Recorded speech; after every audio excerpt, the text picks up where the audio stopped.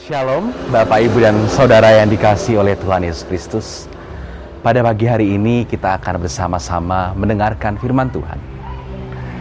Kita akan bersama-sama belajar mengenai tema Aku percaya, maka aku bersaksi. Kita akan bersama-sama membaca dari Injil Yohanes. Injil Yohanes pasalnya yang ke-20 ayat 29 sampai dengan 31. Demikian firman Tuhan. Kata Yesus kepadanya, "Karena engkau telah melihat aku, maka engkau percaya. Berbahagialah mereka yang tidak melihat namun percaya."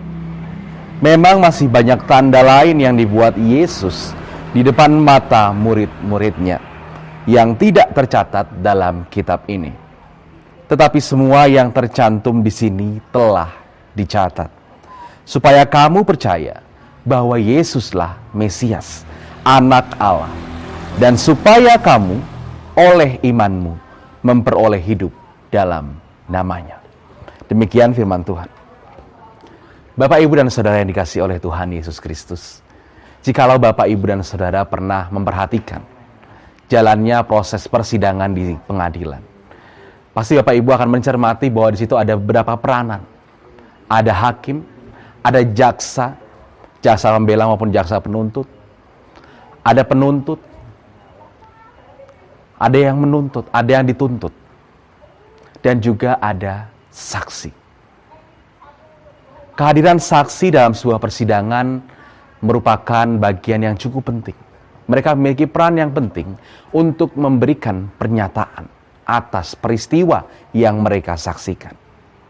Oleh karena itu, di dalam sebuah persidangan, seorang saksi harus bersumpah bahwa apa yang mereka sampaikan itu adalah benar adanya. Dan apabila apa yang mereka sampaikan terbukti tidak benar, tidak sesuai dengan fakta dan realitanya, maka akan ada konsekuensi, akan ada hukuman yang akan ditanggungnya.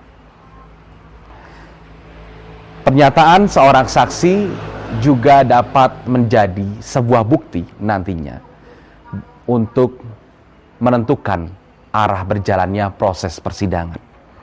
Siapakah yang akan memenangkan persidangan, itu juga ditentukan oleh salah satunya oleh saksi. Bapak, Ibu, dan Saudara yang dikasihi oleh Tuhan, kita juga adalah saksi Kristus. Kita memang tidak menyaksikan langsung peristiwa kematian dan kebangkitan Tuhan Yesus. Namun yang terpenting adalah bahwa kita sungguh-sungguh percaya akan kematian dan kebangkitan Kristus.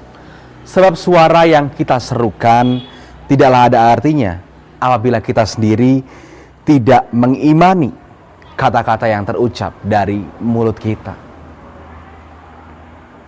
Apa yang kita rasakan, apa yang kita imani, itulah yang kita hayati.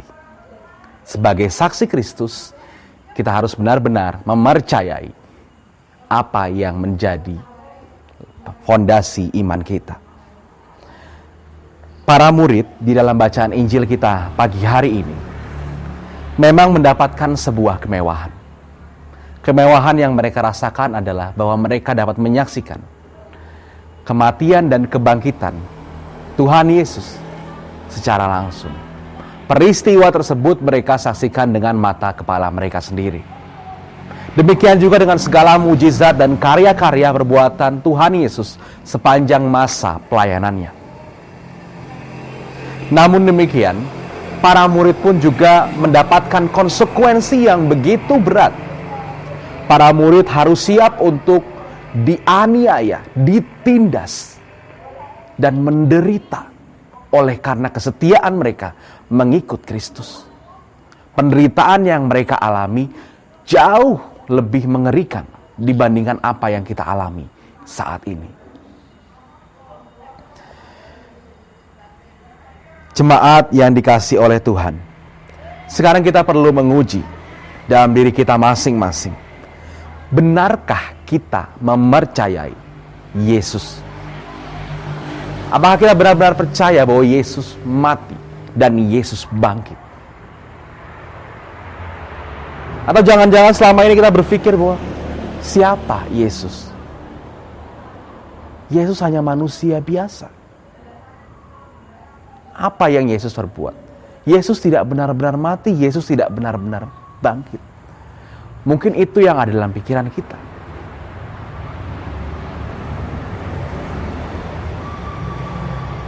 Kita berbeda dengan orang-orang yang disebut sales atau penjual. Seorang saksi berbeda dengan sales. Seorang sales mungkin menjual produk, menawarkan produk yang belum tentu mereka sendiri menggunakan produk tersebut. Misalnya saja seorang sales rokok yang umumnya adalah perempuan. Kalau biasanya Bapak Ibu pergian keluar, mungkin Bapak Ibu sendiri pernah ditawari sales rokok yang menawarkan produk-produk rokok tertentu.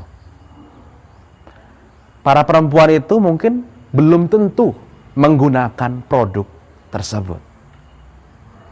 Demikian juga dengan para pria yang menawarkan produk-produk make up perempuan.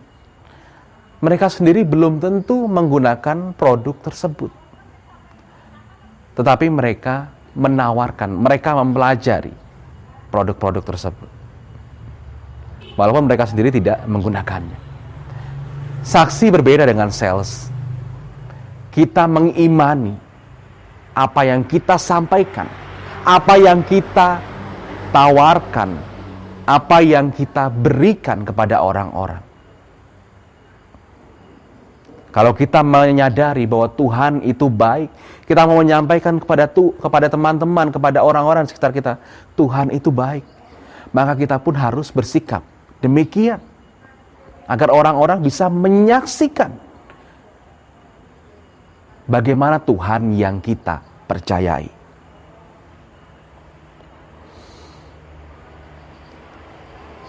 Jemaat yang dikasihi oleh Tuhan, jika kita percaya bahwa Tuhan itu baik dan penyayang,